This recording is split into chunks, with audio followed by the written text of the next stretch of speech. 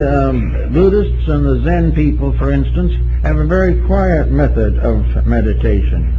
They sit quietly and they simply allow not a blank to set in. The idea is not to make the mind a blank.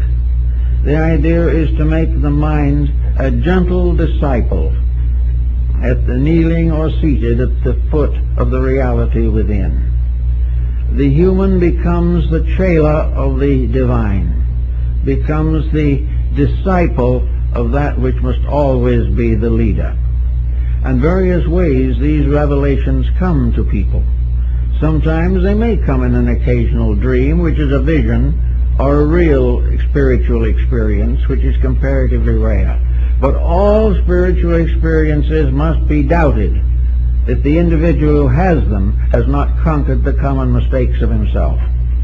Anyone who believes an extrasensory experience, who is still incapable of the direct control of his own life constructively, must be afraid of imposture. And any organization that promises the individual that he can become great without becoming good is also a very dubious organization. There can be no rising upward into the higher levels of consciousness except through a kind of meditative discipline. And what is meditation in this case? It is not sitting in a corner somewhere with your eyes closed and your fists clenched tightly. Meditation in this case is the quiet recognition, realization of the values of life as they have been presented to us in daily experience. Meditation helps to bring us a new way of being useful, a new way of solving or helping to solve problems around us. Now we can say with all meditation practices that nobody can solve anybody else's problems. This is true. Therefore, the fact that we think we are solving them is not quite really true. The part that is beneficial to us is the fact that we have given up something of ourselves because we love someone else more. This is the great gift.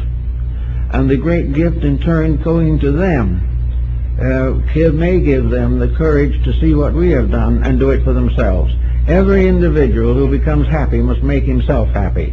There is no possible way of other people making anyone really happy. And any apparent happiness that arises without the control and direction of inner faculties is going to come on the rocks one of these days and be seriously shipwrecked. All these things are part of a large plan, a large purpose, a divine way of things. And in our quietude, in the small voice, the voice of the silence will speak. And the voice will be like the voice of God in Boehmes' vision. It will be a small, quiet voice, never a thundering of power, never a vast expression of some determination, never a final order descending from on high, but it will be the quiet voice of a gentle person telling us something we ought to know, and telling it as though we were beloved children, and not because we were great people. The recognition of these experiences comes often in various small ways. I know, for instance, one case in which an individual was very fond of a garden. They loved to plant flowers and things of that nature, and they always loved flowers. It was a very kindly relationship. It was a beautiful, quiet relationship, and one day this person, while looking at one of the flowers that was particularly beautiful, had something happen. Suddenly, this flower seemed to speak.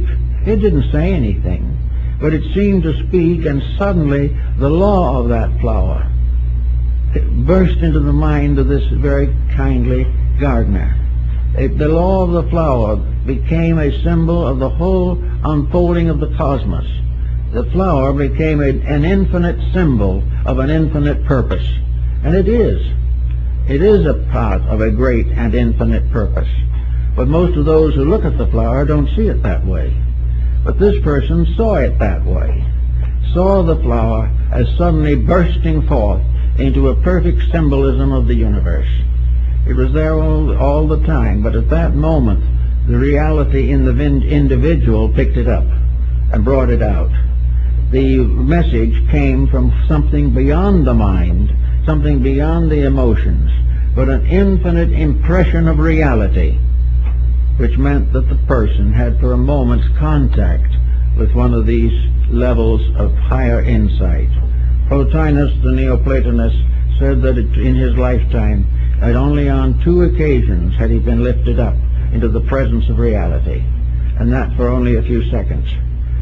But that became the most powerful experience of life, and all of life from then on was never the same as it had been before. The same might be said true of Luther Burbank with his love of flowers and plants. Here's a man who was able, very obviously, to influence flowers and plants. I saw him one afternoon and we talked about these things, and he said that he could talk with the plants, and the plants answered him. And when he said he wanted them to do something, they did it. So several big universities sent classes and students and so forth to see how Mr. Burbank was taking the spines off of cactus so they could be used in the desert to feed cattle. And they did exactly what he did and got nowhere. And he explained that the reason they didn't get the result was because they hadn't talked to the flowers and plants. They hadn't told those plants what he wanted them to do, what they should do, and how they could help by doing it. But if you talk with them and understand them, even in silence, you commune with them, not as little things with a root, but as reality, and wound up in a magnificent little mystery, that they obey. And he told me, he said, the only person I ever had that was able to do it was an old Chinese gardener. He said, this gardener watched me and listened, and from that time on he always talked to the plants, and they did what he wanted them to also. He said, you've got to understand life. Life is not you and nothing, or you and something that doesn't mean anything. And all the flowers and birds and animals and creatures of the universe are real. And to each level of man's thinking, some form of life becomes immediately instructive. And by accepting the instruction, a great new dimension of consciousness is achieved. This is the only way reality can be proven. It can't be proven in laboratories. It can't be proven in anything except all of nature. The very planet and everything that is on it bears absolute and eternal witness to reality. But the reality is not obvious to the person who doesn't know what the term means, or doesn't know what the experience of it means. To us, humanity is a unique thing, other things are different. We're now beginning to take a little interest in animal life, but at the same time, we haven't found the realities in these things. We haven't found that by looking at the most simple living thing, that we come face to face with a truth, a reality, an inevitable, which we can never influence, but which we can learn to accept and obey. So this is what really opening the door is. This is why the Indian went out and did vigil. He did vigil because he knew that the air was filled with life. He knew that everything that existed was real. Now he couldn't come back and explain all this to his fellow tribesmen, although most of them probably were sympathetic to it. But the proof of the fact was something else.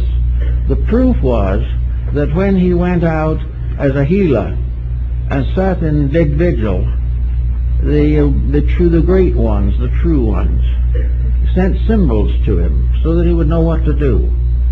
And the fall, when he was up here with me, he said that a little light appeared somewhere on the earth around him, around a little plant, or a little flower, or a weed, or even some little small animal or creature. And he knew instantly that that which the light was around was the thing that was necessary to heal the sick man for whom he was praying. So he took this material, usually an herb, which he had never used before. He had no botanical knowledge, but he had seen in a meditation that this was it. And he took it and he made a tea with it and he gave it to the sick man. Then the reality proved itself. The man got well. That was the only reality that could be demonstrated. All the others could be, it may be a mistake, but if the man got well by a mystical experience, then that experience was real. And it's the same all the way along. We cannot get the positive demonstrations that we seek of all these things. The only thing we know is that the closer we can come to reality, the closer we come to peace, happiness, and health. And the further we get from reality, the more rapidly our problems multiply. Now, for those of us who are just, kind of going along on the way and haven't got too far, there are things we can do ourselves each day. We can begin to quiet the prominent causes of confusion.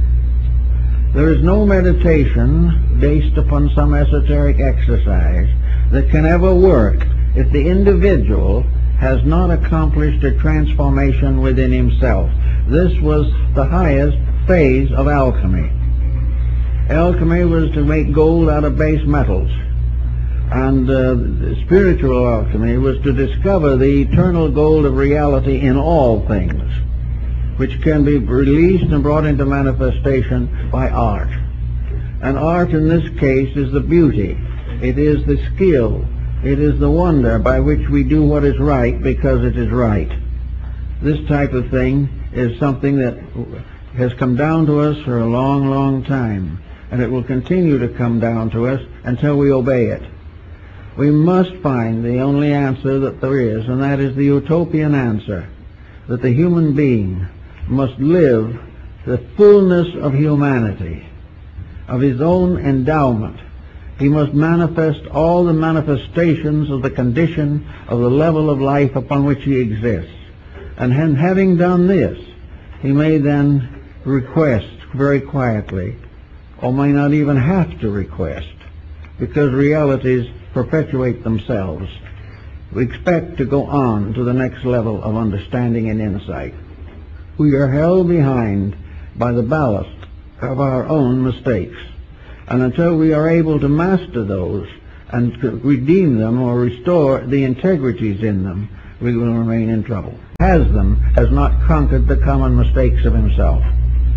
Anyone who believes an extrasensory experience, who is still incapable of the direct control of his own life constructively, must be afraid of imposture.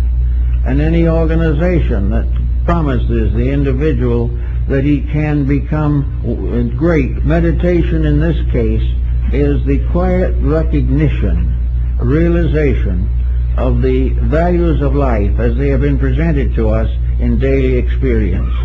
Meditation helps to bring us a new way of being useful, a new way of solving or helping to solve problems around us. Now we can say with all meditation practices that nobody can solve anybody else. Buddhists and the Zen people, for instance, have a very quiet method of meditation. They sit quietly and they simply allow not a blank to set in. The idea is not to make the mind a blank. The idea is to make the mind a gentle disciple, at the kneeling or seated at the foot of the reality within. The human becomes the chela of the divine, becomes the disciple of that which must always be the leader. And various ways these revelations come to people.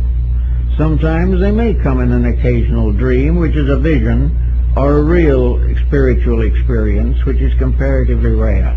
But all spiritual experiences must be doubted if the individual, without becoming good, is also a very dubious organization. There can be no rising upward into the higher levels of consciousness except through a kind of meditative discipline. And what is meditation in this case? It is not sitting in a corner somewhere with your eyes closed and your fists clenched tightly.